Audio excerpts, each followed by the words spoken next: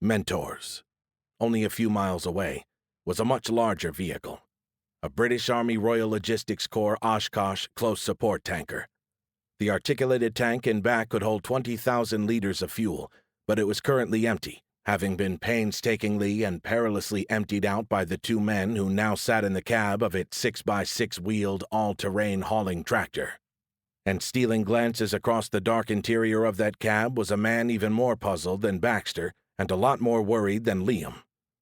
It was Lance Corporal Byrd, the single RMP who had been detailed as security on this fuel-scavenging mission, and he was under the command of the mysterious British Sikh soldier Noyes, whom Byrd gathered had been part of 23 Reg, the SAS Reserve Regiment, before being recruited into USOC and something called Alpha Team. And Noyes, Lance Corporal Byrd felt increasingly confident, was going to get both of them killed. Byrd looked forward again, not least because he was driving the huge vehicle. For a while, the road had a lot of dead wandering across it, but the giant truck smashed right through the bodies without much trouble. Now it was clear and straight, plus dark, spooky, and empty. They had somehow found a stretch the dead hadn't overrun yet. But it wasn't the road, or even the dead, Byrd worried about. It was the inexplicably serene man sitting beside him. Why did nothing ever bother this balmy, bearded bloke?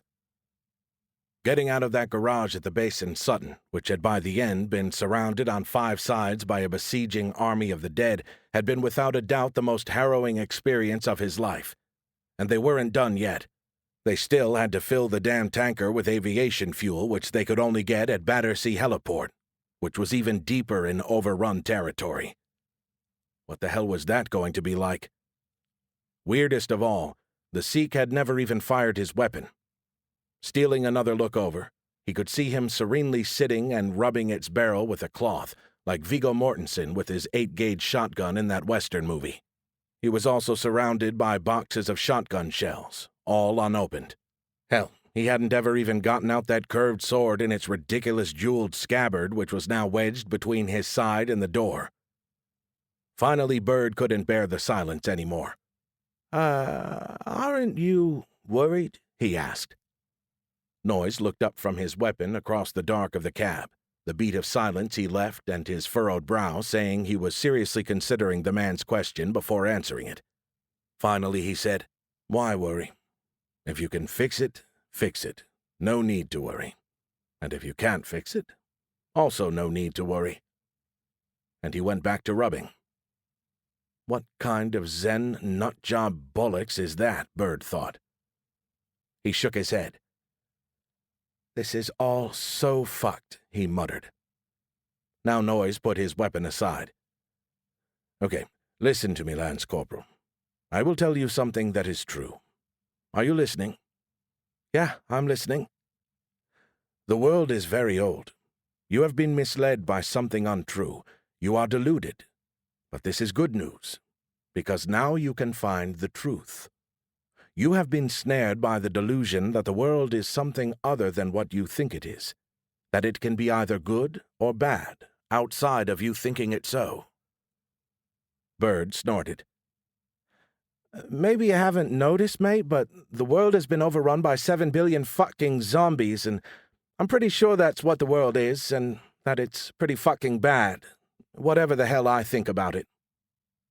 "Okay, not a terrible point," Noyes said. "But it's also a great example, the point that makes my point. We don't get to choose what happens to us, but we always get to choose how to feel about it. And why on earth would you ever choose to feel anything but good?" Byrd snorted. "Mate, it can't be that easy. Not for you, not for anyone. Who could feel good about this?" Noyes nodded. "Look, in any situation there are always many aspects to it, many facets that one can attend to, an infinite number, perhaps. And it is very rare that all of them are completely negative. Can we agree on that?" Byrd didn't respond. "And the thing is this. You get to choose which aspects to regard, the good or the bad ones. And that choice will define you. It will certainly define how you feel." Noyes nodded out the cabin at the night sky, which had cleared slightly as the rain blew away. Right now the night is beautiful and peaceful. The dead are nowhere to be seen. And mainly, you and I are together. We are alive. And we are doing an excellent and important job to help our brothers and sisters back at the base behind us and everywhere across this whole beautiful world around us. Isn't that great? Bird exhaled and managed, "Huh." Noise picked up his shotgun again. There's always something great if you have the eyes to see.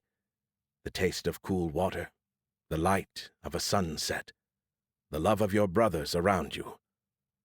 Life is simply what you decide to pay attention to. Bird remembered Noise's former regiment. Is that what they teach you in the SAS? Noise nodded. You mean, is that the special operations mindset? Yes, actually, in a way. It's all the same. The ability to focus your attention.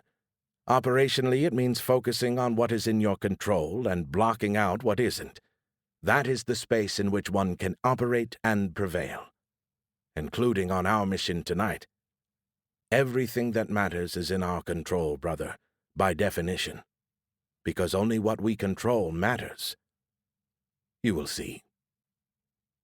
Bird stared at the spooling road and genuinely tried to get his mind around this.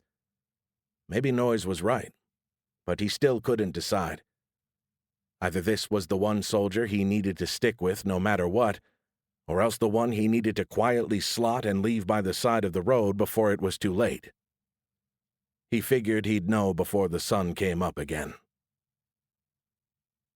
You've got a lovely attitude. That was what Handon had told Noise in their very first meeting down in the hallway on O1 deck of the JFK, what seemed a very long time ago. And he never forgot what Noise told him in response, which was, "You can have it too."